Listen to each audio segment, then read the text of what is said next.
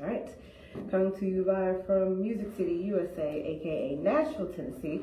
This is the ALLAnal podcast with Sebastian Starr. I am your host, Sebastian Starr.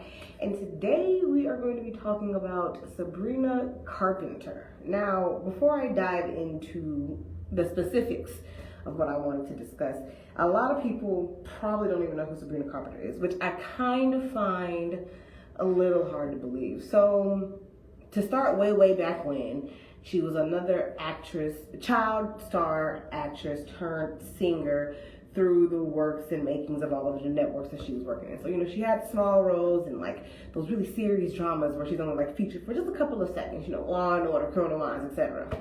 And then she kind of got a big break. Well, not kind of, but she did get a big break when she started working on Disney Channel. She was on the Boy Meets World reboot sequel Girl Meets World as the main character's best friend. She had a couple of more movie roles in between then and what she's doing now.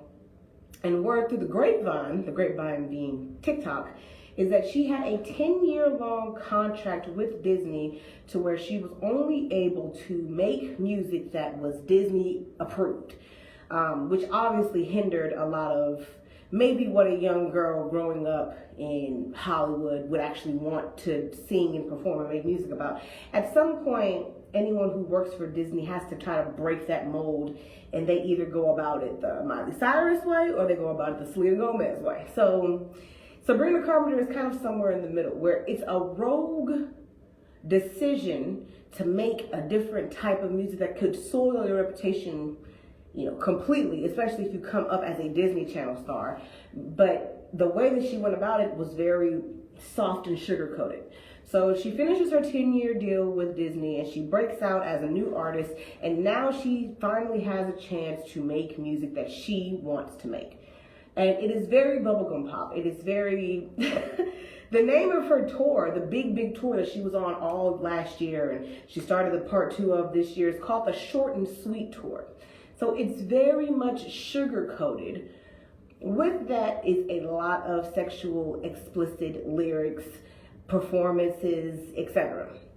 Even her costume, her wardrobe, the entire thing surrounding her Short and Sweet tour is completely overtly sexualized, but also it's very fun, it's very light, it's very colorful, it's very feminine, and it's extremely inviting.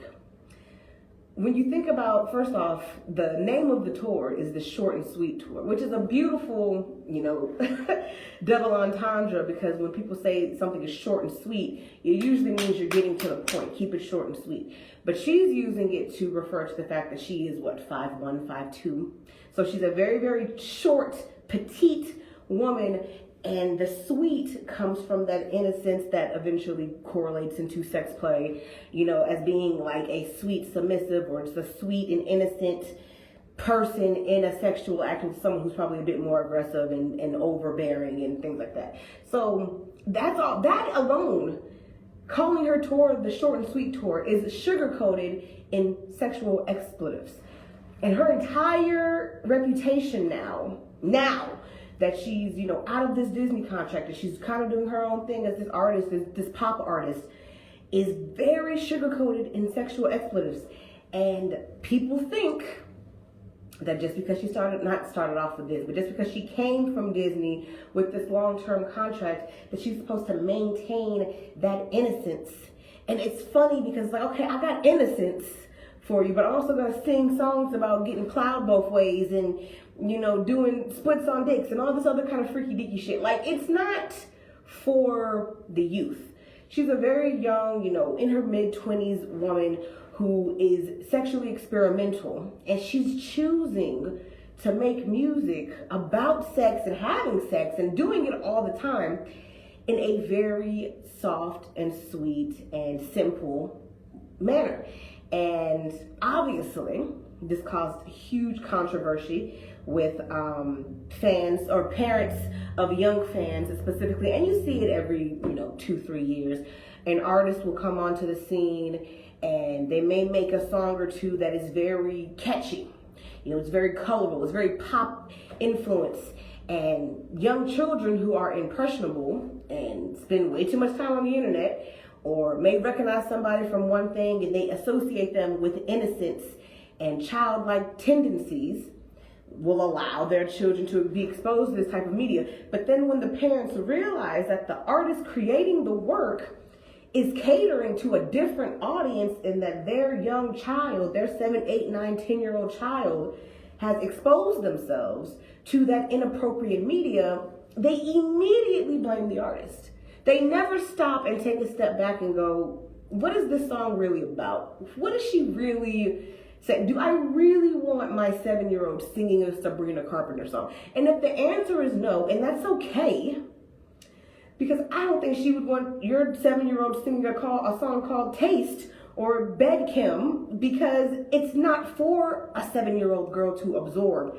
It's for a 22-year-old girl who's in college and is flirting with guys at the bookstore or going to parties with her friends and just trying to have a good time. Like, it's not meant for your 7-year-old daughter. So the fact that you take that out on the artist, and she's not the first artist that this has happened to. It's happened since the dawn of time. I feel like it's going to continue to happen, no matter who the artist is.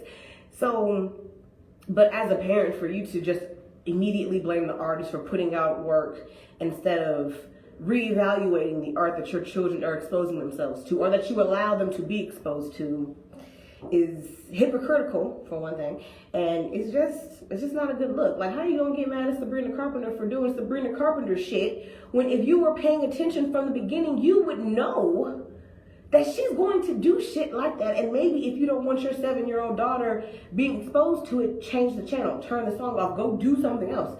But you can't tell closed-minded and ignorant parents that they can't tell their children not to do something. They just want to tell the artist what they should and should not be able to do, and what they should and should not be putting out there for their 10-year-old daughter to see, or whatever.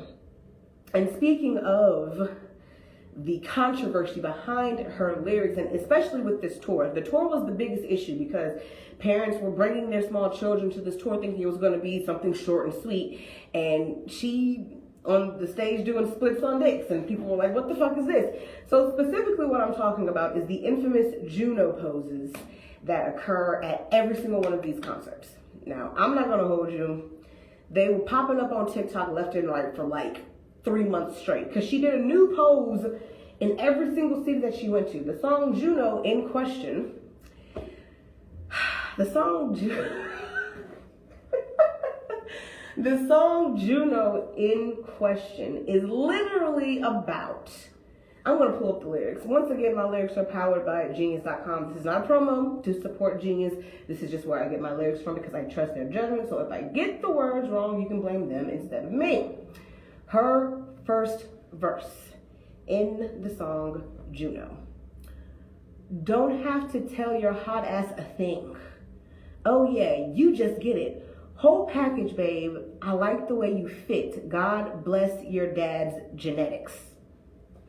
Now, we're just gonna stop. We're just gonna stop right there. Because don't have to tell your hot ass a thing is one hell of a way to start off a pop song, right? And whole package, God bless your dad's genetics. I can't even get the words out. God bless your dad's genetics. We know what she's talking about. She's talking about your dick. Like, you're impressive. You have something to behold, sir. Now you sit here and tell me that you as the parent sat down and listened to this song and was like, oh yeah, I could, if my 12-year-old daughter walked around singing that, I wouldn't be this point. Stop. I'm going to stop you, because you're not paying attention, and that's really what the problem is. The pre-chorus is, you make me want to make you fall in love. Oh, late at night, I'm thinking about you. Want to try out my fuzzy pink handcuffs. I hear you knocking, baby, come on up. And in the chorus, I know you want my touch for life. If you love me right, then who knows? I might let you make me Juno, which is referring to the movie starring Elliot Page. Before Elliot Page became Elliot Page played a young woman named Juno who gets pregnant by Michael Cera's character named Polly Bleeker, and they have a baby together. She eventually puts the baby up for adoption, and then they go on continue living their lives as teenagers. So yeah, when she says, I might let you make me Juno, she's saying, I might let you get me pregnant. Like, I'ma let you make me Juno? I'm going to let you impregnate me, sir. You're going to get me pregnant tonight if you keep doing what you're doing. Like, come on. Come on. You're okay with... And the thing that bothers me is that this is good pop music. Like, I haven't heard good, like, pop, like bubblegum pop music. And what I mean by bubblegum pop music, I mean like the music that you hear when you turn on 107.5 at like 7 o'clock in the evening.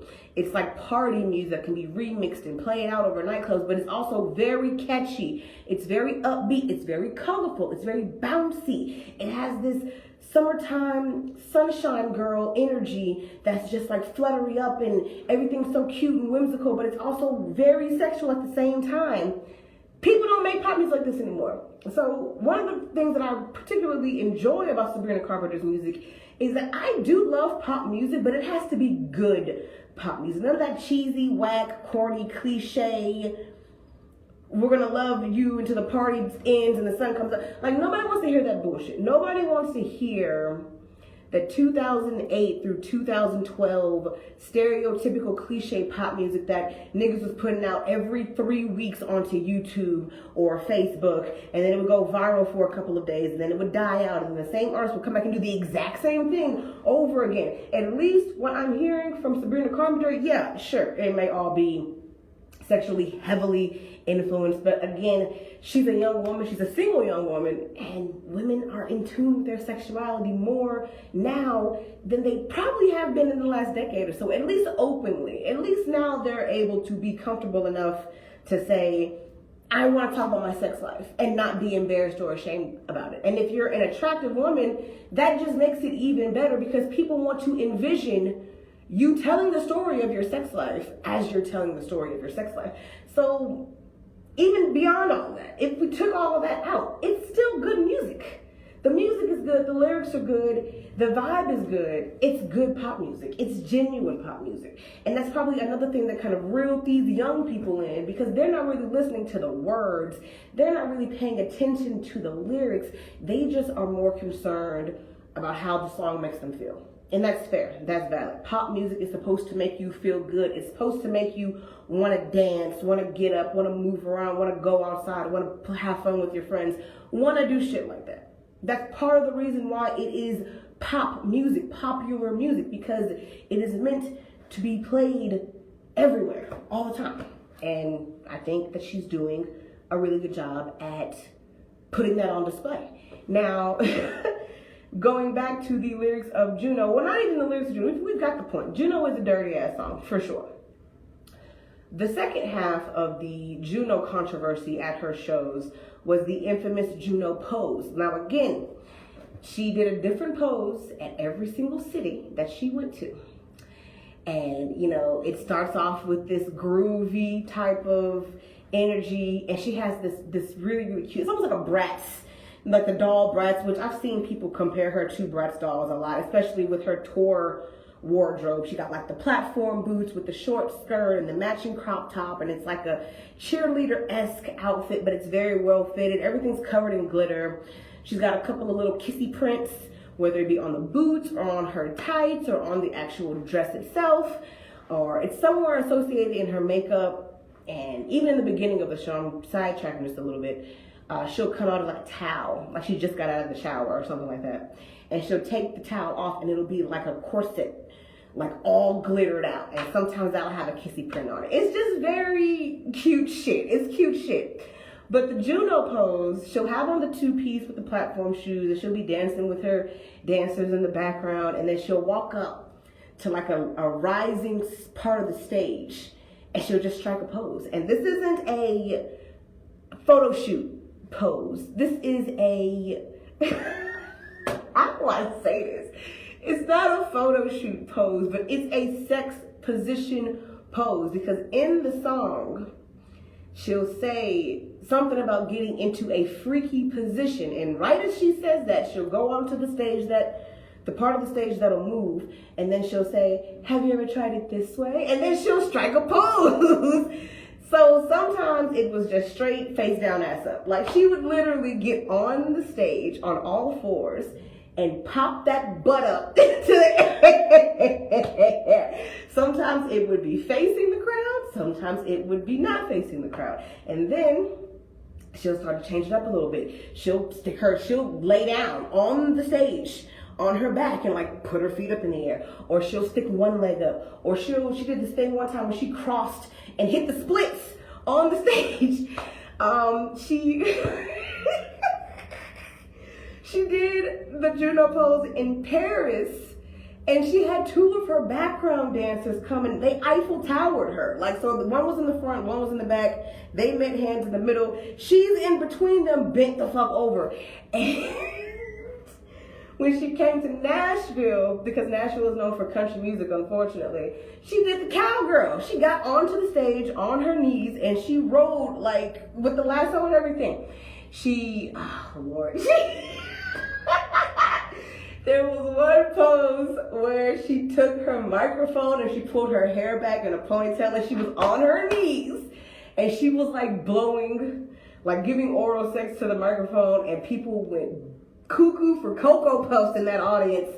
I'm trying to think of some more. I've seen a lot of them, as bad as that sounds, because I just can't get over the fact that she did the shit on stage in front of millions of people. She did like where she had both of her legs up and they split in half like a V, and she was facing the audience with it, and it's very explicit. She gets like hands on your knees type shit, bent all the way the fuck over. And it's just like, bro, what the hell? And then knowing that is a part of the show, because like I said, those clips have been going viral for a couple of months when her tour first started late last year, or like mid to late last year. And they just started popping up. In every single city was a new pose, to the point where people were anticipating that part of the show. They would go to the show just to see the Juno pose. Like, people just wanted to see her pose to whatever she wanted to when that particular part of the song came up. And it became highly anticipated, in addition to, the reveal of her corset in the beginning of the show. Because that would change too. It would be like a hot pink or like a soft, rose pink, and then it'd be like a bold royal blue. And then like for Halloween, she had the Playboy bunny corset with the ears and the black with the white trim. She had the sky blue. She had the ivory green. She had the gold. She had the silver. Like, these are just things that people are starting to look forward to and anticipate when going to the show. And all of them are very sexually explicit. So the fact that some parents still took their children to go see her and then got mad when she did it, it's just like, what did you think was going to happen? And it's so important to pay attention to stuff like that. But I'm not here to have that conversation. We're here to talk about music. But again, the Juno pose was a very infamous part of the show. And I believe the second leg of her tour is either still going on or about to come to an end. And it's just one of those things, like I said, people are just ready to see. I do know that at the beginning of this second leg, when she hit the Juno pose in Europe, she had like a meditation pose. So she sat crisscross applesauce and had her hands, pinched with her fingers. And it was good. People still like, and at this point I feel like it doesn't matter what the pose is explicitly, whether it be sexually influenced or not. It's still just a part of the show that you look forward to seeing. So kudos to her for having that signature expectation, and because of that expectation, the bar is very high for her to do well at her shows. But so far, I haven't seen a single clip or anything people have been talking about the show in a negative way. It's always been just positive stuff at this point with Sabrina Carpenter's tour. Now, a couple of more things, just a couple of hits that you may or may not have heard from her. And we already talked about Juno, so we don't have to talk about Juno again. My favorite song currently is Espresso. I'm not gonna hold you, that's my shit. It's such a good, it does everything that it's supposed to do to be a good, catchy pop song without being annoying or just so repetitive that it's just like, oh my God, turn this off. It's not like Baby by Justin Bieber, because everyone got so sick and tired of that song so quick. Not me, I love that song. And I heard it the other day in the grocery store and I was like, oh shit. So it's not on that level of repetition, but it definitely hits all of the points of being a good pop song, which we've already talked about. So the song starts off, the chorus of the song comes in. She says, now he's thinking about me every night. Oh, isn't that sweet? I guess so. Say you can't sleep, baby. I know that's that me espresso. Move it up, down, left, right, oh. Switch it up like Nintendo. Say you can't sleep, baby. I know that's that me espresso. So basically, the guy in question is just up all night, riddled. You know what I'm saying? Espresso is like those super duper itty bitty caffeinated shots of coffee that you supposed to just take one shot of at a time. Some people will be crazy and drink like 2 or 3 shots of espresso. And it's supposed to get you going. It's supposed to get you amped up, riled, rattled, you know, ready to conquer the day. So she's comparing herself to that itty bitty, and again, it's an itty bitty drink. She's an itty bitty person. Not a little person, but just she's petite, she's tiny. So again, that size comparison is a big thing with her gimmick. She's always comparing herself to something very small and, you know, just miniaturized. She's always comparing herself to something very tiny, usually. So that's just another way of her playing with that size comparison. And it's like, I'm that itty bitty shot that you took once and now you riddled. Now you all over the place. Now you tweaking.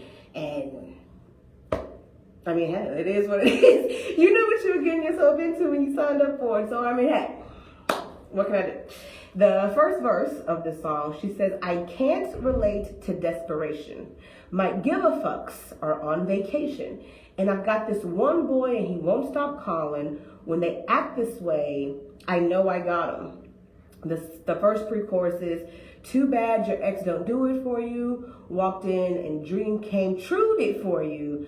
Soft skin and I perfumed it for you. I know I Mountain Dew it for you. That morning coffee brewed it for you. One touch and I brand newed it for you. So basically she's saying, I'm the shit. I know it. You know it. Everybody around here knows it. This is nothing new.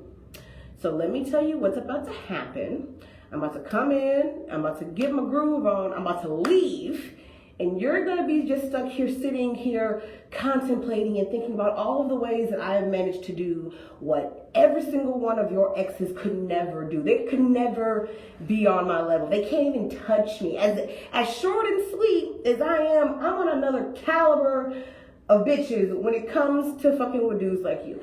So good luck trying to find any type of improvement. Like this is premium quality stuff here. You know what I mean? This is that good coffee that gets you out of bed in the morning and make you have a great day at work after having a cup of coffee like this. Like it's that good.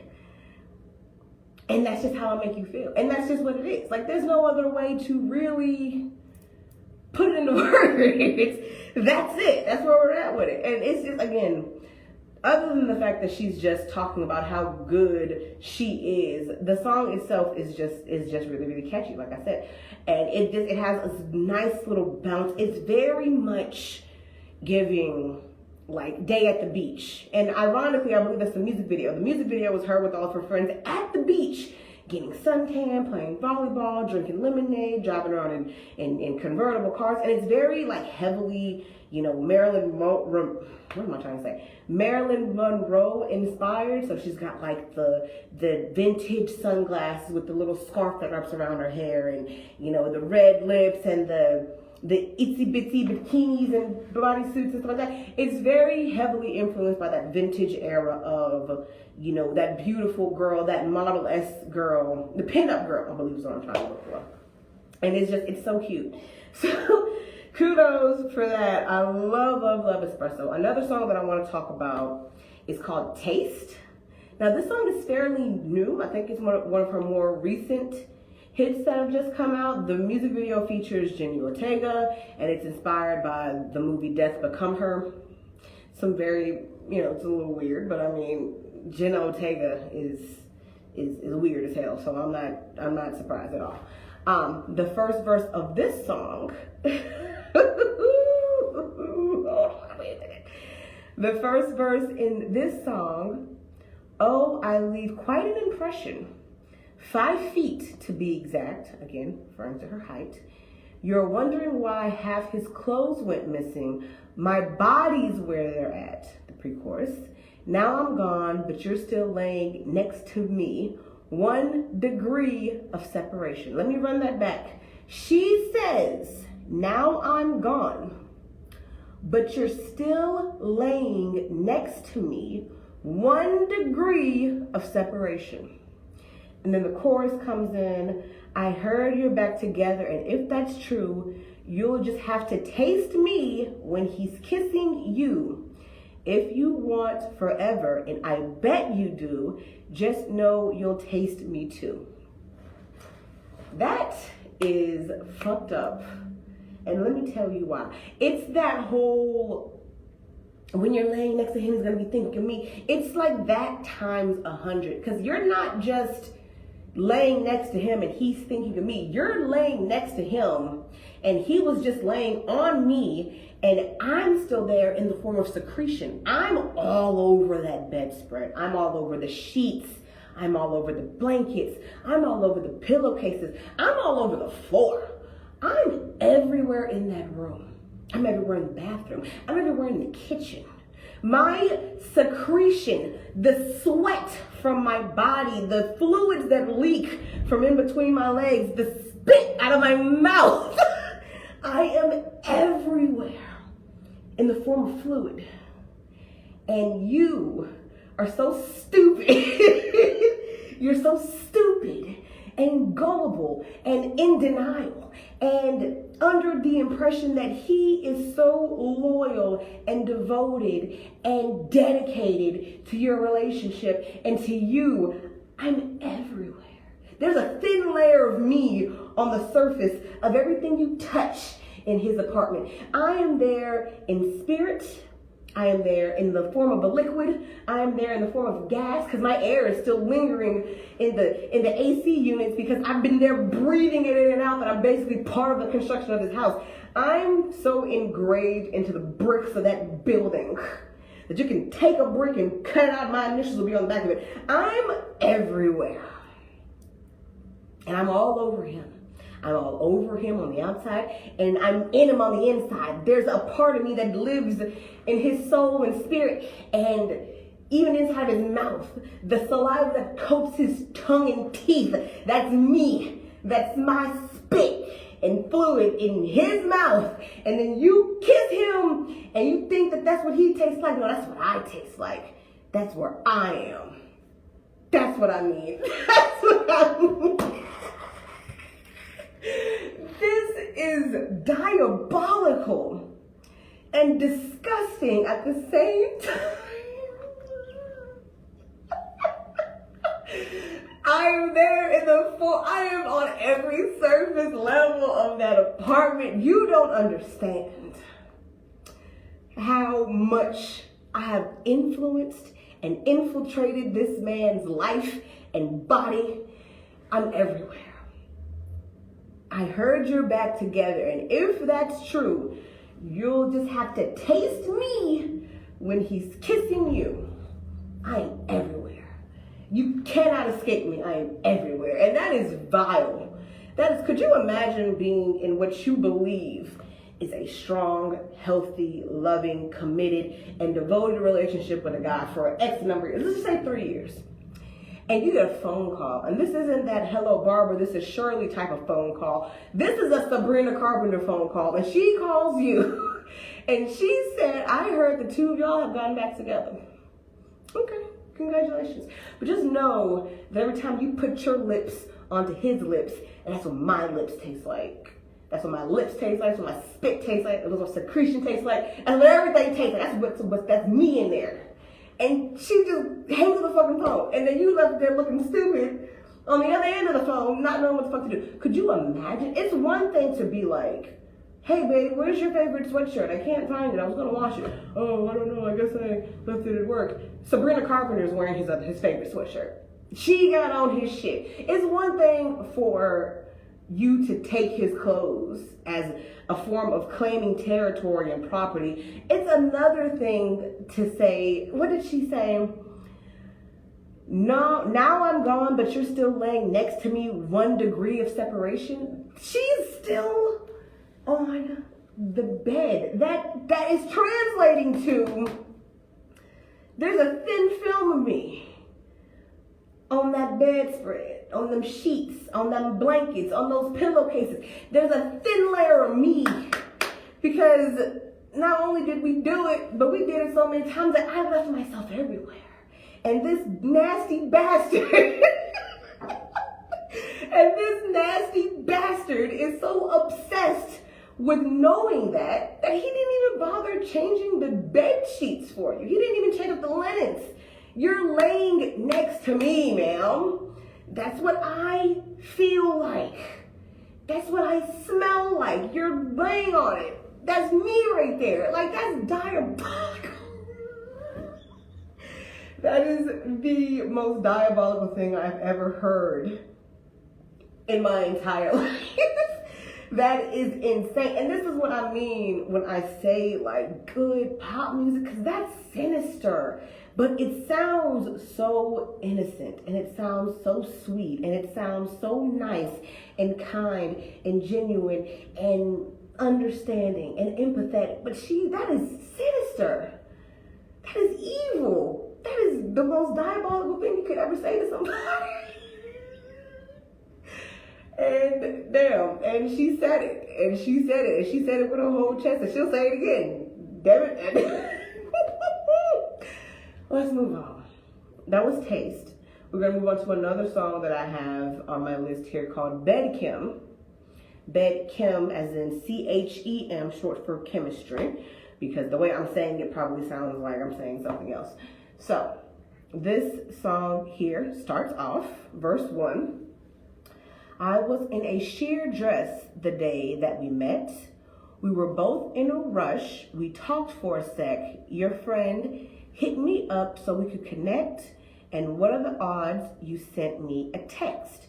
And now the next thing you know, I'm like, manifest that you're oversized. I digress, got me scrolling like out of breath, got me going like pre-chorus. Who's the cute boy with the white jacket and the thick accent? Maybe it's all in my head. Chorus. But I bet we'd have really good bed chem. How you pick me up, pull them down, turn me around. Oh, it just makes sense. How you talk so sweet when you're doing bad things, that's bed chem. How you looking at me, yeah, I know what that means. How I'm obsessed, are you free next week? I bet we'd have really good. And then you can probably fill in the blanks because it just goes right into the second verse of that. So again, this is one of those songs, and this is kind of more of a storytelling, like how we met, how we got together, how our situationship became a situationship, and where it's potentially going to lead to. But it's really just about her wanting to have sex, right? Like, she's just a horny bastard at this point. Because you meet a guy on accident, y'all happen to know the same kind of people, y'all run in the same similar circles, but never really met before until now. Y'all connect through social media, which is dangerous because you don't got nobody's real number, so y'all just kind of linking up through the internet. And I'm just on your Instagram and I'm scrolling through these pictures and I'm like, okay, he looks like he might be, he could fill me up, And so you get that in your head that he probably, the shoe probably fits, if you get what I'm saying. So you link up, you come together for a session, whether it be a date or whatever you want to call it. And the whole time you're sitting there on this quote unquote date or whatever, you're just sitting there thinking about all the ways this man could pick you up, turn you over, flip you upside down, toss you around like a little doll, and if I'm being crude, fuck the shit out of you. So, it's not like she was ever shy or quiet or hiding the fact that she was into doing some dirty sexual shit. Like, it's obvious. It was made very, very clear from all of this that this is what type of time she was on. And it's not bad music. Now, if we wanted to steer clear of some of the sexy stuff, the last song on my list is a much more personal, which you gotta have the one personal song, the one song that kind of brings out your inner pain to go with all of that, exuberant pleasure that, comes with being a pop artist. And being a pop artist means you have to give people what they want. You have to maintain your popularity. But this was one of those songs, and it's a bit of an older song. It says it came out in 2022. So just a couple of years older than all the other songs we've already talked about, and it's called Because I Liked a Boy. This song is very, very slow. It's very, very draggy. It's very, very deep, and it's pretty emotional in a manipulated by the world type of way. So the first verse, I said I wanted Thin Mints, and you said you knew a guy. You showed up with a boombox and stars in your eyes. Who knew cuddling on trampolines could be so reckless? We bonded over black eyed peas and complicated exes. Right? Pre-chorus. Fell so deeply into it, it was all so innocent. Chorus. Now I'm a homewrecker, I'm a slut. I got death threats filling up semi-trucks. Tell me who I am. Guess I don't have a choice. All because I liked. I'm the hot topic on your tongue. I'm a rebound getting round, stealing from the young. Tell me who I am. Guess I don't have a choice. All because I liked a boy. Second verse. I'm not catastrophizing. I'm not catastrophizing. Everything's derailing. Was only trying to hold you close while your heart was failing. I'm not internet illusion. I'm just two kids going out. I'm sorry. It's not internet illusion. Just two kids going through it. You said I'm too late to be your first love, but I'll always be your favorite. That line is fucked up. Cause think about this. It's one of those situations where it's like right person, wrong time, right? The person that you have an overwhelming emotional connection with, to the point where you feel yourself falling in love with that person, is already very much so in a committed relationship. And despite the fact that they may have similar feelings for you, they know that they can't really do anything about it. So it's obvious that there is something going on between the two of you. Whether or not you've acted on it is whether or not you've acted on it. That's really nobody's business. But the fact is, people talk.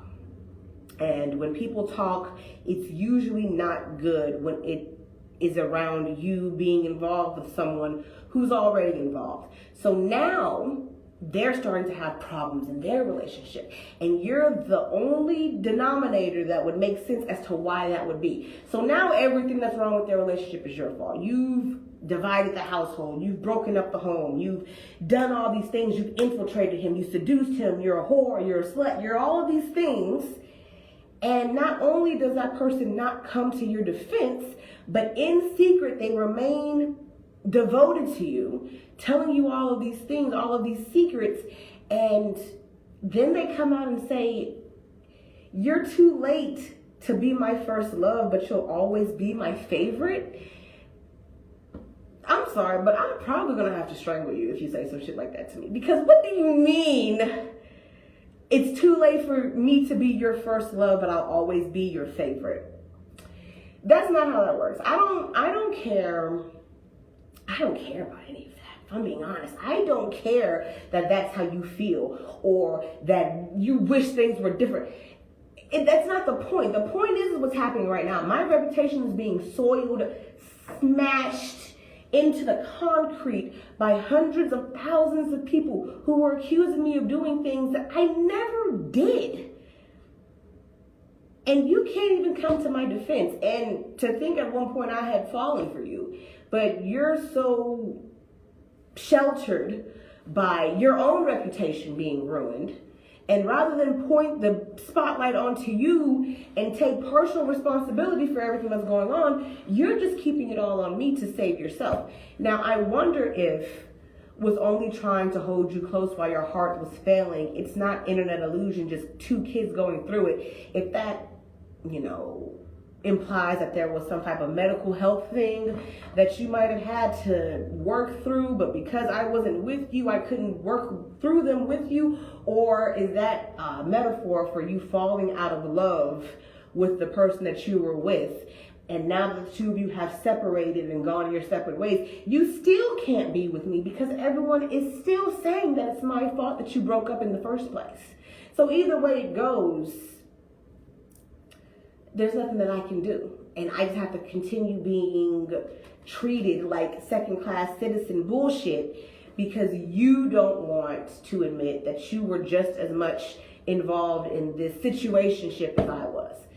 And that's really fucked up. So that's definitely a much more personal song in regards to her personal life, her love life, her romantic life, her relationship life. And you gotta think, this song came out in 2022.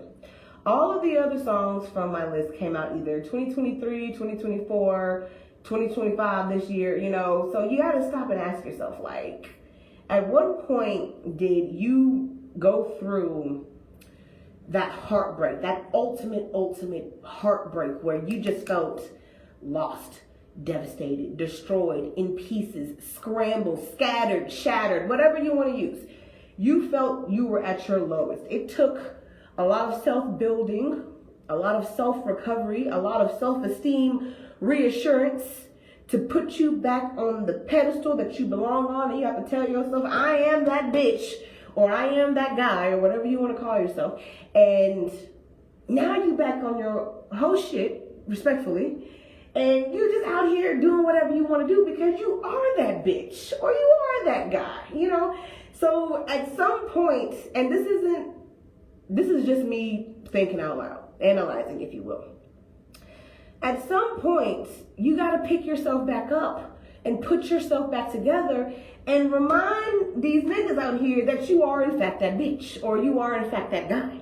Because now you're out here leaving your secretion lair around niggas' apartments for their girlfriends to find, and being that itty bitty shot that a nigga take in the morning to get him through his workday. Now you're out here doing the shit that you want to do.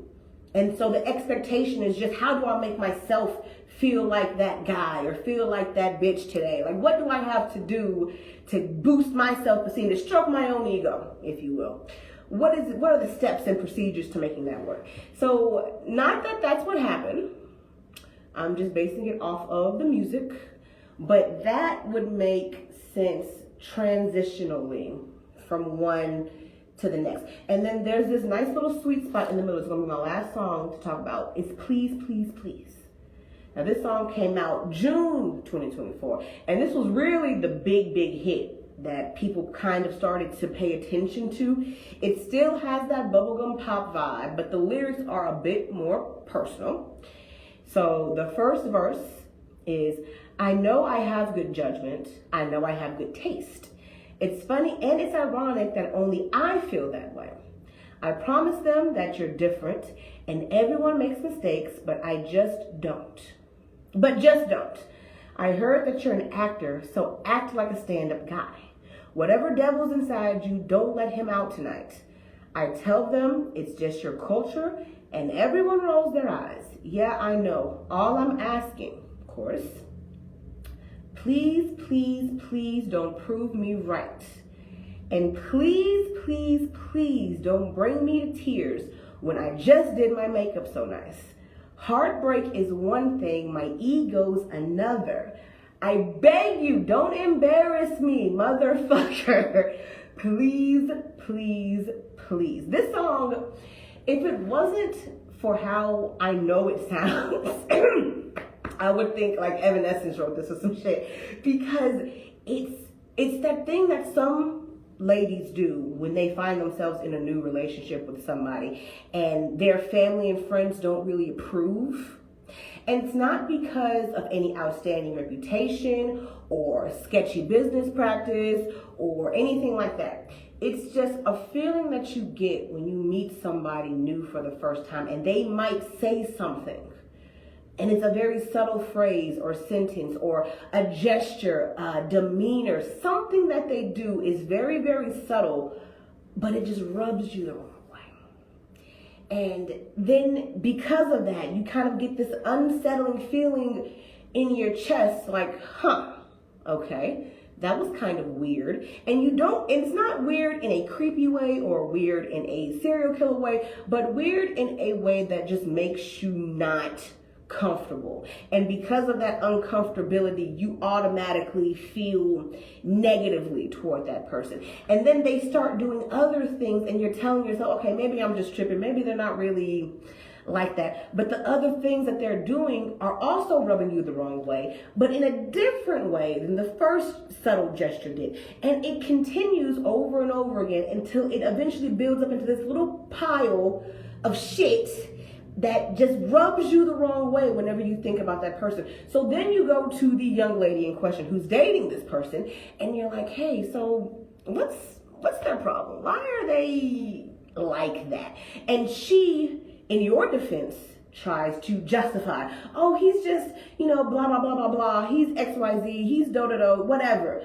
Any type of justification that she can come up with, whether it be on the spot or pre-explained by you, as to why you are the way that you are. And the peer in question may, roll it off and just like, oh, okay, well, I just think that's kind of weird how that's how they are when it comes to this thing. And again, it's subtle and it's not, nothing that cause, red flags to go off, but it's just unsettling and it makes you uncomfortable and you don't like it. And over time, it gets a little bit worse. It just keeps getting worse over time, just a little bit, gradually. And it's to the point where more people have come to the young woman and say, hey, so-and-so's kind of being, and she continuously has to justify or explain away your behavior, and she doesn't even know why. So at a certain point, it's, look, man, I'm trying really, really hard to convince people that you are worthy of my time and attention. So do me a favor and don't fuck this up, okay? Just whatever it is that you're doing, stop doing it. Just please promise me that you are not going to make this end badly for me. I can't afford to be embarrassed, to be let down, to be made feeling like I just made the biggest mistake of my life and wasted so much of my time. I'm begging you not to fuck this up. Please, just don't do that. And as we could all probably imagine, he fucks it up anyway. So as we can all probably guess, he fucks it up somehow, and that's the end of the relationship. But it's one of those types of situations. So I do like this song a lot, especially since I feel like right around the time it really blew up, like a couple of weeks or a couple of months after that, she ended up breaking things off with the guy that she was with. And really that was when all the sexy stuff started happening, was after that breakup. So I think that's kind of how that transitioned into what it is now. But anyway, those are my highlight reels of the Sabrina Carpenter pop era that we are currently in, because like I said, she's either finishing up her short and sweet tour or still going strong overseas. And she had the holiday special on, I think, Netflix, and she's got a deal with Dunkin' Donuts, and she's doing a lot of big things. So kudos to her. And again, this is a great, great, great example of real deal Holyfield pop music. I haven't heard pop music like this. And yeah, you got Dua Lipa, you got Ariana Grande, you got people like that. But this is on some Katy Perry level pop music. And don't nobody make Katy Perry pop music no more. Ariana Grande is kind of in her own realm when it comes to pop, because she's all over the place with it. And Dua Lipa has a very deep and heavy influence, but her fan base is still, it's growing, but it's still pretty contained. Sabrina Carpenter is amplifying very, very, very, very quickly. And she is skyrocketing very, very, very, very quickly. And she's getting a lot of attention very, very, very, very quickly.